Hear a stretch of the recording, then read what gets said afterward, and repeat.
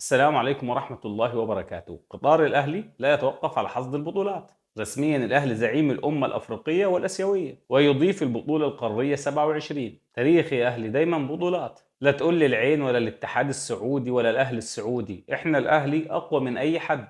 هو ده الأهلي يا جماعة، هو ده الأهلي اللي إحنا بنعرفه. الأهلي في الشوط الأول كان هو أكتر سيطرة. دفاع العين بطيء، كان المفروض الأهلي في الشوط الأول كان سجل 3 أهداف على الأقل. الهدف الأول يجي من غلطة من دفاع العين، استغل وسام أبو علي وسجل الهدف الأول. بداية كانت جيدة جدا ولنفع الأهلي، جمهور الأهلي كان بيديله حافز، عايزين الجمهور يرجع من تاني وينور الملاعب. الأهلي رجع بقوة، كولر كان شكله مذاكر العين كويس، وسام أبو علي كان لاعب ممتاز عنده حس هجومي عالي واستغل الغلطة بشكل كويس جدا. بصراحة لعيبة الأهلي كانوا فايقين النهاردة. عجبني اللاعب يحيى عطية الله النهاردة، كان لاعب ماتش ممتاز، كان بيعمل واجبات الدفاعية كويس وكمان كان بيهاجم بشكل جميل. بصراحة خط وسط العين ودفاع العين كان سالك زي السكينة في الحلاوة، ده احنا المفروض نطلع بالنتيجة أكبر من كده. الجون الثاني للأهلي هو أحلى جون، طاهر كان بيرفع كرة حلوة لإمام بالمسطرة، وإمام عاشور ما بيتأخرش، يشوط كرة حلوة يسجل منها الهدف الثاني ولا أروع. بصراحة إمام عاشور لعيب جامد، تقيل تقيل يعني. الأهلي بيلاعب العين فريق جامد تقيل بيحفل، هيغلبونا من قبل ما يلعب، ومش عارف هو بيلعب مين. يا ابني انت بتلعب الأهلي، هو بطل أفريقيا وبيحط على أي حد.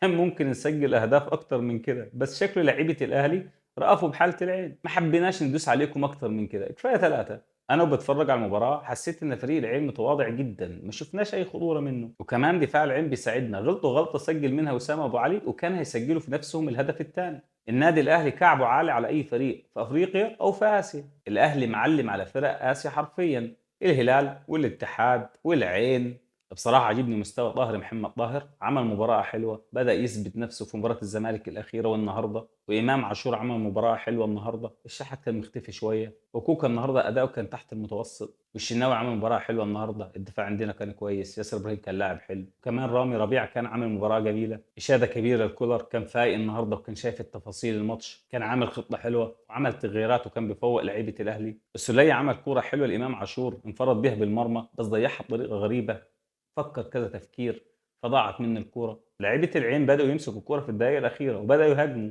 وما كناش شايفينه في الماتش اصلا. فريق العين حرفيا متواضع. سفيان رحيم اللي احنا خايفين منه ما عملش اي حاجه اصلا. مستوى لعيبه العين النهارده كان وحش، ما شفناش خط وسط، ما شفناش هجوم، ما شفناش هجمه حلوه.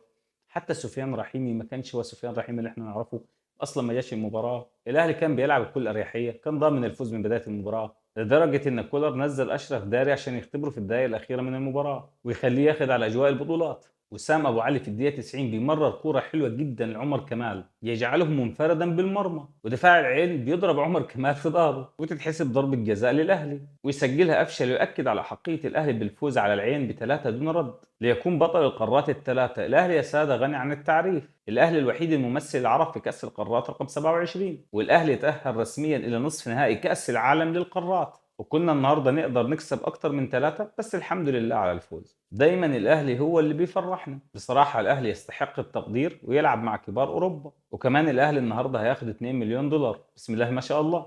الاهلي النهارده بطل نصف العالم وفي عيوننا بطل العالم باكمله. راجل المباراة امام عاشور يستحق وعمل مباراة حلوة وكمان سجل هدف رائع، ويبقى الاهلي مصدر السعادة لنا وسط مرار الحياة. مع احترامي لابطال اسيا وافريقيا، الاهلي كعبه عالي على افريقيا وعلى اسيا وعلى اللي يجي منها. يا راجل ده الزمالك اقوى من فريق العين بمراحل، تعادلنا معاه مرتين، فازوا في واحده في ضربات الجزاء واحنا كمان فزنا في واحده في ضربات الجزاء. بصراحه جميع فرق اسيا فلوس وامكانيات على الفاضي، وانا شايف ان الزمالك والاهلي اقوى من فرق اسيا كلها. يا راجل طول المباراه ما شفناش اي فرصه على الاهلي تخوف، سفيان رحيمي كان مختفي طول المباراه. عندما تواجه الأهلي تختفي جميع نجوم الخصم. مبروك للنادي الأهلي وجماهير الأهلي، والسلام عليكم ورحمة الله وبركاته.